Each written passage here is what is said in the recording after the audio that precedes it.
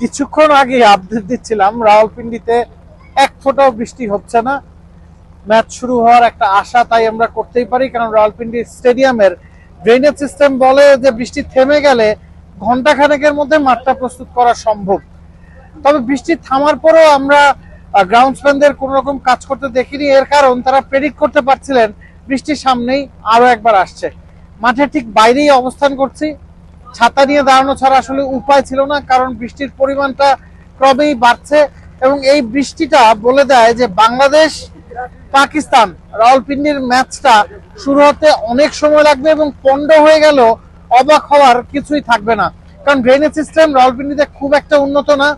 লাহোরে আমরা দেখেছি যে কাজ হয়েছে ড্রেনেজ সিস্টেম নিয়ে, তবে এই জায়গায় ড্রেনেজ সিস্টেম এখনো পর্যন্ত আন্তর্জাতিক মানের বলতে যেটা বোঝায় সেটা না। টানা সপ্তমবারের মতো বেস্ট টিস্যু পেপার ব্র্যান্ড হিসেবে স্বীকৃতি পেয়েছে বসুন্ধরা টিস্যু। এবং আমরা দেখেছি মাঠের বিভিন্ন জায়গায় কিন্তু পানি জমে গেছে। পিচটা ঢাকা ছিল পর্দা দিয়ে, তবে আউটফিল্ড ভিজে গেছে এবং সে কারণেই যদি বৃষ্টি থেমেও যায় ওই ভেজা আউটফিল্ডকে ঠিক করতে অনেক সময় প্রয়োজন। তাই সে কারণে বলা যায় যে ম্যাচটা শুরু হতে অনেক সময় লাগবে এবং পণ্ড হয়ে গেল আসলে অবাক হওয়ার কিছু থাকবে না।